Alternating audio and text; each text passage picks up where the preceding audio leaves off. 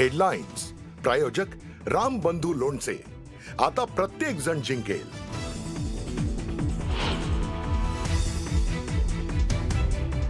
राज्यात तब्बल 70 उमेदवार बिनविरोध. सत्ताधाऱ्यांनी पैसा आणि सत्तेचा गैरवापर केल्याचा विरोधकांचा आरोप. सत्ताधाऱ्यांनी विरोधकांचे आरोप फेटाळले.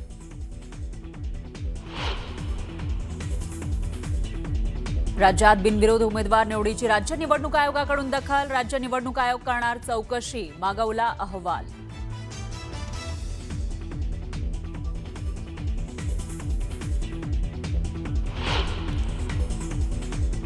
मी तर देवेंद्रजींना नेहमी खासगीत सांगायचो, साहेब थोडासा विचार करा.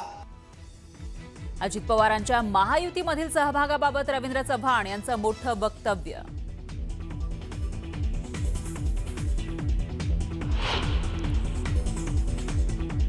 मुख्यमंत्री पण आमच्याकडे आहेत आणि गृहमंत्री पण आमच्याकडे आहेत. त्यामुळे दमात घेऊ नका आणि हलक्यात पण घेऊ नका. चंद्रकांत पाटलांचा अजित पवारांना थेट इशारा.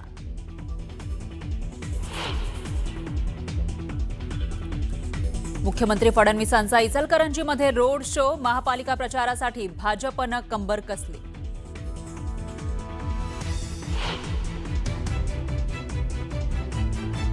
देता है तो छप्पर फाड़ के देता है. अजितदादांच्या शिलेदाराकडून मुख्यमंत्री फडणवीसांवर स्तुतीसुमनं.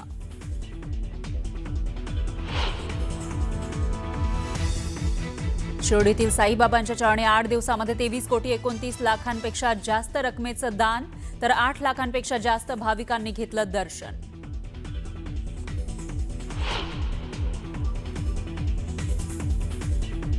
ऑस्करच्या दारात पोहोचला प्रभावळकरांचा बाबुली मेस्त्री.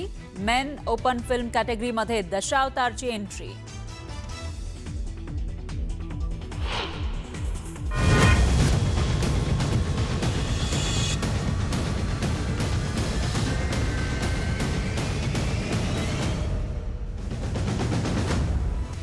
न्यूज 18 लोकमतच्या कॉटन किंग स्टुडिओमध्ये आपलं स्वागत. नमस्कार, मी फराह खान. तुम्ही बघताय महाराष्ट्राचा number 1 Marathi news channel news 18 Lokmat. आणि महाराष्ट्राची खबरबात या बुलेटिनच्या सुरुवातीला आढावा घेऊयात दिवसभरातील चर्चेतल्या बातम्यांचा. पहिली बातमी आहे राजकीय वर्तुळामध्ये सुरू झालेल्या आरोप प्रत्यारोपांची. अर्थातच महापालिकेचा महाआखाडा पाहायला मिळतो आणि त्यामध्ये हे आरोप प्रत्यारोप होत आहेत. सिंचन घोटाळ्याचं भूत पुन्हा बाहेर आलेलं आहे. त्याला कारण ठरलंय अजित पवारांचं एक वक्तव्य. 70,000 कोटी रुपयांच्या भ्रष्टाचाराचा आरोप करणाऱ्यांसोबत मी सत्तेत आहे असं अजित पवार म्हणाले. तर त्यांनी भाजपवर भ्रष्टाचाराचे आरोप सुद्धा केले. दरम्यान पिंपरी चिंचवडमध्ये अजित पवारांची राष्ट्रवादी आणि भाजपमध्ये थेट लढत होतीये. पिंपरीमधील सभेमधून भाजप प्रदेशाध्यक्ष रवींद्र चव्हाण यांनी अजित पवारांना थेट इशारा दिलाय. तर महापालिका निवडणुकांसाठी मतदान होण्याआधीच राज्यभरामध्ये एकूण 70 उमेदवारांची नगरसेवकपदी बिनविरोध निवड झालेली आहे आणि यावरून विरोधक आक्रमक झालेत. तर बिनविरोध निवडणुकीवरून राज ठाकरेंनी सवाल उपस्थित केला आहे. अशी निवडणूक कधीच पाहिली नाही असं म्हणत त्यांनी कल्याण डोंबिवलीमधील बिनविरोध निवडणुकीवर भाष्य केलंय. तर नाशिकमध्ये भाजपला बंडखोरीचं ग्रहण पाहायला मिळतंय. अनेक बंडखोरांनी उमेदवारांनी उमेदवारी अर्ज मागे घेतलेले नाहीये. त्यामुळे पक्षाच्या 8 अधिकृत उमेदवारांसमोर नवं आव्हान उभं राहिलेलं आहे. आणि या सर्व बातम्या आपल्याला या बुलेटिनमध्ये सविस्तर रूपानं बघायच्या आहे. सुरुवातीला बातमी आहे अर्थातच महापालिकेच्या महाआखाड्यातून. पिंपरी चिंचवड महापालिका निवडणुकीमध्ये महायुतीमध्ये दोस्तीत कुस्ती होतीये. पिंपरी चिंचवडमध्ये महापालिका निवडणुकीसाठी राष्ट्रवादी अजित पवार गट आणि राष्ट्रवादी शरदचंद्र पवार पक्षाची युती आहे. इथं राष्ट्रवादीचा थेट सामना भाजपसोबत होणार आहे आणि यावरून आता आरोप प्रत्यारोपाला वेग आलाय. पत्रकार परिषदेमध्ये बोलताना उपमुख्यमंत्री अजित पवारांनी भाजपवर भ्रष्टाचाराचे आरोप केले आणि त्यावरून आता वातावरण चांगलंच तापलंय. भाजपची राक्षसी भूक बघवत नाही अशी टीका अजितदादांनी केली होती आणि त्यांच्या या टीकेला भाजप प्रदेशाध्यक्ष रवींद्र चव्हाण यांनी सडेतोड प्रत्युत्तर दिलं आहे. तसंच आम्ही बोललो तर अडचण होईल असा इशाराही चव्हाणांनी अजित पवारांना दिला. शहरापेक्षा स्वतःला आणि स्वतःच्या परिवाराला मोठं होण्याची एवढी राक्षसी भूक या शहराची परिस्थिती बिघडवलेली आहे. मला हे बघवत नाही. अजित पवारांनी खुद के गिरेबान में झांक के देखना चाहिए जसं हिंदीमध्ये म्हणतात ते पाहिलं पाहिजे. ते कोणत्या पक्षाबद्दल म्हणतायत? नरेंद्र मोदीजींच्या नेतृत्वातल्या असणाऱ्या पक्षाबद्दल म्हणतायत, देवेंद्रजी यांच्या नेतृत्वामधल्या असणाऱ्या पक्षाबद्दल म्हणतायत. खरं तर आरोप प्रत्यारोप कसे करावेत हे त्यांनी ठरवलं पाहिजे. आम्ही कधी आरोप करायला गेलो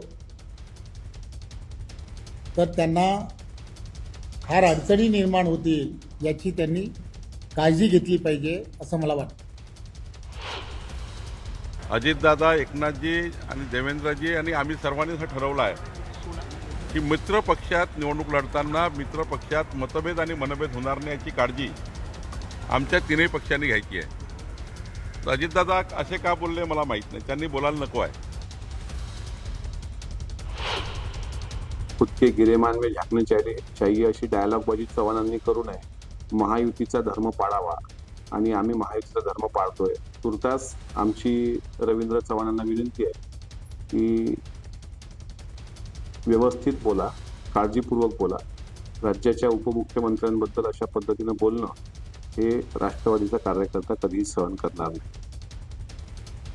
भाजपच्या नेत्यांनी 2014च्या विधानसभा निवडणुकीमध्ये अजित पवारांना जेलमध्ये टाकू असं वक्तव्य जाहीर सभांमध्ये केलं होतं. हे तुम्हाला सगळ्यांना आठवत असेल. ज्यांनी बैलगाडीभर पुरावे दिले त्याच भाजप नेत्यांसोबत अजित पवार आता सत्तेत आहेत. आणि याच सिंचन घोटाळ्यावर अजित पवारांनी भाष्य केलं. माझ्यावर 70,000 कोटी रुपयांच्या भ्रष्टाचाराचा आरोप करणाऱ्यांसोबत मी सत्तेत आहे असं अजित पवार म्हणाले. आता अजित पवारांनी त्यांच्यावर झालेल्या आरोपांचा समाचार घेत भाजपवर भ्रष्टाचाराचा आरोप केला आणि त्यामुळे भाजपचे प्रदेशाध्यक्ष रवींद्र चव्हाण यांनी जोरदार पलटवार केला.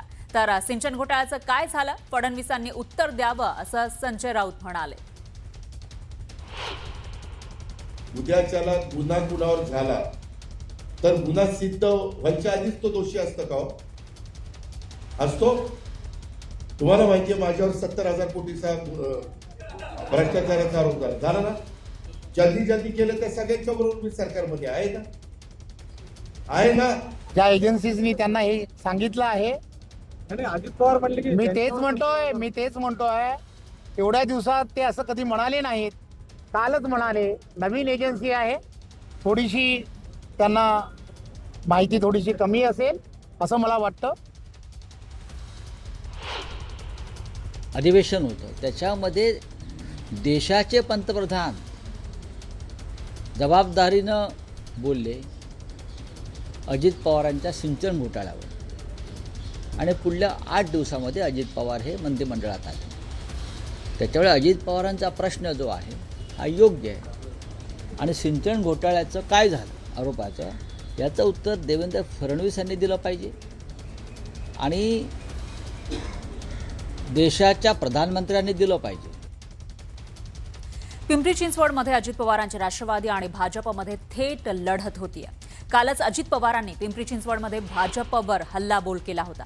पिंपरीत आज भाजप प्रदेशाध्यक्ष रवींद्र चव्हाण यांनी सभेतून अजित पवारांना थेट इशारा दिला. महेश लांडगेंचा उल्लेख करत पैलवानांच्या नादी लागायचं नसतं असं चव्हाण म्हणाले.